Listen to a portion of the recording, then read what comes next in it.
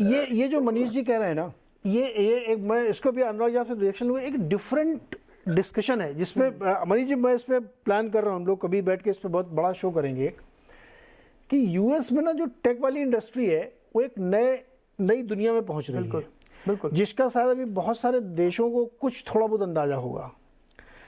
तो ये जो कहानी है ना, ये लॉपसाइडेड ही चलेगी, और वो पता लगा कि बहुत बाद में उसके लोग फॉलोअर बनेंगे कि हम भी, मी टू, मैं भी शामिल हूँ इस रैली में, लेकिन बहुत पीछे से होंगे। तो ये तो खैर एक बहुत लंबा डिस्कशन हम लोग किसी और दिन करेंगे एक अलग टॉपिक पे, लेकिन मोटे तौर पे ये लग रहा है, जैसे मनीष जी कह रहे हैं कि उनको नहीं लग रहा कि रिसेशन टेक्निकली कोई नहीं आएगा। उस पर वैसे भी इनके यहाँ वाइज 6 मैन 7 मैन पता नहीं कब तय करेंगे, वो करेंगे भी कि नहीं करेंगे वो नहीं पता मुझे। तो ये कह रहा है कि नहीं है ऐसा, और अर्निंग ग्रोथ बनी हुई है। अनुराग जी आपको जोड़ना चाहते हैं क्विक कमीशन, फिर मैं आपसे व्यू लूँ उनका, फिर अपने इंडियन मार्केट में एंटर करते हैं।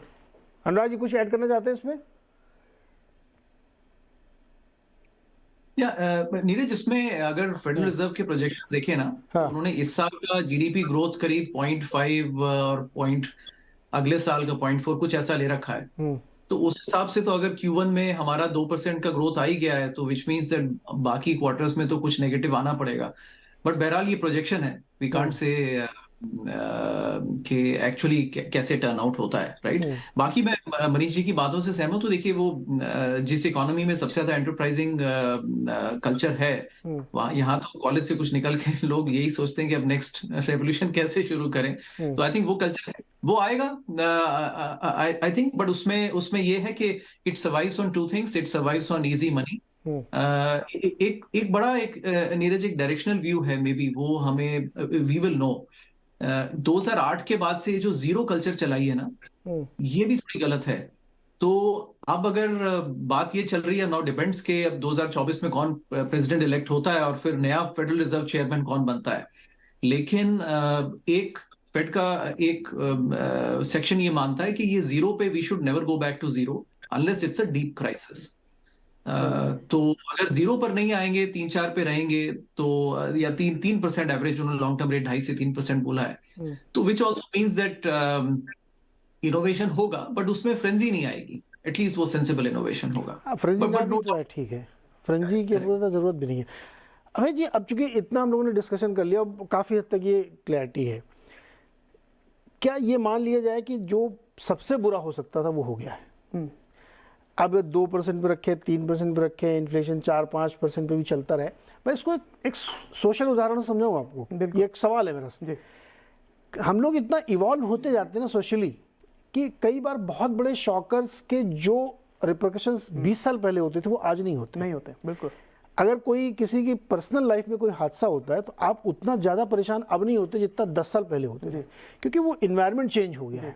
तो यूएस इकोनॉमी ने भी वैसा अडॉप्ट कर लिया होगा कि बड़ी मतलब कितनी बड़ी क्राइसिस को हम कितनी आसानी से झेल सकते हैं, वो हमारी रेसिप्रोकेशन बढ़ गई है क्या? नहीं, वो हमेशा से हुआ है नीरज जी, और आपकी बात एकदम ठीक है, पहले थोड़ा टाइम लगता था, पर एक जो इकोनॉमीज़ हैं ये भी एक लाइव डायनामिक इकोनॉमीज़ हैं, लिविंग बीइंग जैसे हैं। जैसे एक शरीर में बीमारी हुई तो ज़रूरी नहीं आप पूरी दवाई से ही उसको ठीक करें, थोड़ी दवाई से और थोड़ा जो आपकी बॉडी है वो अपने आप ऑटो बैलेंस करके ऑटो रिकवर कर लेते, बिकॉज इकोनॉमी इतनी बड़ी है, एक पार्ट स्ट्रेस में है, दूसरा पार्ट सपोर्ट करता है और ऑटो बैलेंस हो जाता है। जो एडम स्मिथ ने कहा था फ्री मार्केट इकोनॉमी है, और यूएस उसका सबसे बड़ा उदाहरण है कि आप ज़्यादा कुछ मत करिए, आप एंटरप्राइजेस को, जो प्रमोटर्स हैं, फाउंडर्स हैं, बिजनेसमैन हैं, उनको अपना काम करने दीजिए, वो जॉब क्रिएट करेंगे, वो वेल्थ क्रिएट करेंगे, वो प्रॉस्पेरिटी क्रिएट करेंगे। और यूएस में वही हुआ है। आप देखें यूएस में जो $50 ट्रिलियन की इकॉनमी बनी है, वो ना फेड ने बनाई है ना किसी पॉलिटिशियन ने बनाई है, वो बनाई है उनके बिजनेस ओनर्स ने, जिन्होंने रिस्क लिए, और फ्यूचर भी वही है, वही वैल्यू क्रिएट करेंगे, वही वेल्थ क्रिएट करेंगे। तो जो फेड के चेयरमैन है या प्रेसिडेंट है, वो थोड़ा इकोनॉमिक पॉलिसी, कैपिटल एलोकेशन उसको ट्विक कर सकते हैं, उससे बियॉन्ड उनकी कैपेबिलिटी नहीं है इकोनॉमिक साइकिल्स को कम कर पाने की। और बनाता कौन वेल्थ है? जो सबसे ज़्यादा इनोवेशन करता है। तो यूएस जैसी सोसाइटी में जो इनोवेशन हो रहे हैं, आप जैसे चैट जीपीटी की हम बात कर रहे थे, उसका क्या इंपैक्ट होगा, ग्लोबली क्या होगा, किस किस सेक्टर्स में होगा, वो अभी प्ले आउट होगा। प्रोडक्टिविटी वहाँ से इमर्ज होगी, एफिशिएंसी इमर्ज होगी। हर कंपनी जो काम कर रही है वो यही कोशिश कर रही है कि हम वेल्थ क्रिएट करें अपने शेयर होल्डर्स के लिए। कोई ये नहीं सोच रहा कि हम सेफ रहें, हम कैसे बस सर्वाइव करें। तो गूगल जैसी कंपनी है, 20 टाइम के पी मल्टीपल पे चल रही है, कैश रिटर्न करती रहती है, तो क्यों नहीं कोई उसको बाय करे? मेरे को नहीं समझ में आता कि क्यों सिर्फ इसलिए हम वेट करते रहे कि अभी इंटरेस्ट रेट और बढ़ेगा या बढ़ सकता है तो उसके बाद जब पीक आउट हो जाएगा तब हम लेंगे, बिकॉज मार्केट ये चांस नहीं देता है किसी को। और हमने देख लिया पिछले 20-30 सालों से मौका नहीं मिलता। पहले से ही लोग पोजीशंस ले लेते हैं, मतलब बहुत है इसमें इन्वेस्ट करने वाले, $1 बिलियन के हेज फंड्स हैं जो पहले ही पोजीशन ले लेते हैं। जो अभी नैस्डैक में 20% की रैली आई, वो किसी ने बॉटम प्रेडिक्ट नहीं किया था, ना किसी ने नहीं प्रेडिक्ट, वो कहते हैं तो गिरता रहेगा, ये तो बहुत ही नीचे जाएगा अभी, फिर रैली आ गई। तो जो जिसको पोजीशन बनानी है वो पहले ही बना लेता है, थोड़ा समय पहले ही।